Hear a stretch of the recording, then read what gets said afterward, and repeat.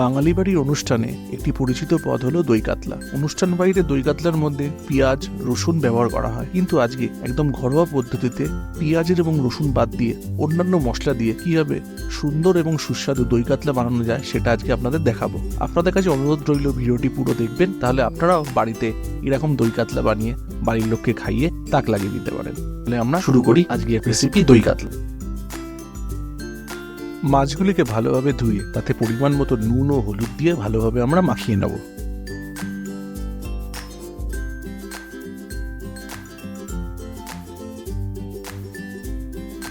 আমরা যেহেতু এখানে ঘরোয়া স্টাইলে দই কাতলা রান্না করছি, সেই জন্য সমস্ত মশলা আমরা শিলে বেটে নেব।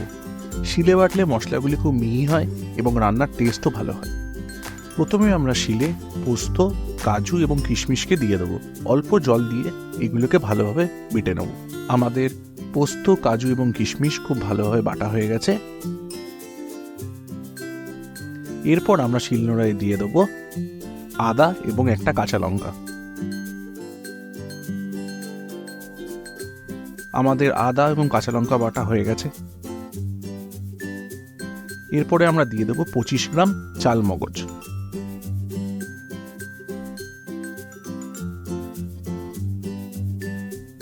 চাল মগজ খুব সুন্দরভাবে বাটা হয়ে গেছে।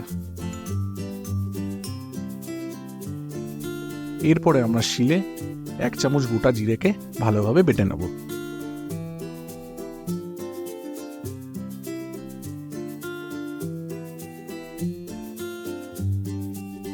একটি কড়াইকে গ্যাসের ওপর রেখে আমরা 4 চামচ সর্ষের তেল দিয়ে দেব। তেল যখন ভালোভাবে গরম হয়ে যাবে, তখন আমরা আগে থেকে নুন এবং হলুদ মাখিয়ে রাখা কাতলা মাছের পিসগুলোকে তেলে ছেড়ে দেবো ভালোভাবে ভাজার জন্য। মাঝারি আঁচে আমরা কাতলা মাছের পেটি এবং গাদাগুলিকে ভালোভাবে ভেজে নেব। ভাজা হয়ে গেলে মাছগুলোকে আমরা তুলে এর মধ্যে এবার আমরা ফোড়ন দিয়ে দেবো। ফোড়নের জন্য আমরা ব্যবহার করব একটা শুকনো লঙ্কা, একটা তেজপাতা, সামান্য পরিমাণে গোটা জিরে, একটা দারচিনি এবং একটা এলাচ। ফোড়নগুলো যখন তেলে খুব ভালোভাবে ভাজা হয়ে যাবে, তখন আমরা এর মধ্যে দিয়ে দেবো আদা এবং কাঁচা লঙ্কা বাটা, পোস্ত, কাজু, কিশমিশ বাটা এবং সব শেষে দিয়ে দেবো জিরে বাটা। এবার সামান্য জল আমরা এর মধ্যে দিয়ে দেবো যাতে মশলাগুলো পুড়ে না যায়। এবার খুব ভালো করে এই মশলাগুলোকে আমরা তেলের সাথে কষতে হবে। কিছুক্ষণ মশলা কষার পর এর মধ্যে আমরা দিয়ে দেবো চাল মগজ বাটা। এইবার সমস্ত উপকরণকে আমাদেরকে বারে বারে খুন্তি দিয়ে ভালোভাবে কষে নিতে হবে। আপনারা চাইলে চাপা ঢাকনাও দিয়ে রাখতে পারেন, তাতে মশলাগুলো আরও ভালোভাবে সেদ্ধ হয়ে যাবে। এই প্রক্রিয়াটি আমাদের যতক্ষণ না আমাদের মশলা থেকে তেল বেরোচ্ছে ততক্ষণ আমাদের করে যেতে হবে। তাহলে দেখছেন বন্ধুরা, আমাদের মশলাটি অনেকটাই কষিয়ে গেছে। এরপর একটি বাটিতে আমরা টক দই এবং সামান্য পরিমাণে চিনি নিয়ে ভালো করে ফেটিয়ে সেটা কড়াইতে দিয়ে দেবো। টক দইকে আপনাদের এখানে ভালোভাবে ফেটাতে হবে। যদি আপনারা ভালোভাবে না ফেটাতে পারেন, তাহলে কিন্তু ঝোলে গিয়ে টক দই কেটে যেতে পারে এবং ছানা হয়ে যেতে পারে। সেই জন্য এই বিষয়টি আমাদের অত্যন্ত গুরুত্বপূর্ণ সহকারে করতে হবে।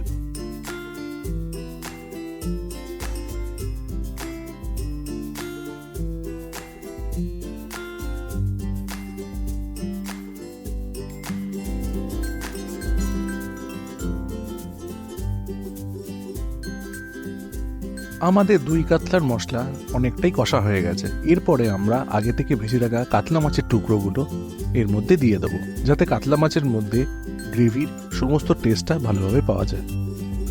খাবার সময় কাঁচা সর্ষের তেলের গন্ধ পাওয়ার জন্য আমরা উপর থেকে 2 চামচ সর্ষের তেল দিয়ে দেবো। দই কাতলার গ্রেভি আরও ভালোভাবে যেন কষে যায়, সেই জন্য আমরা ঢাকনা চাপা দিয়ে রাখবো।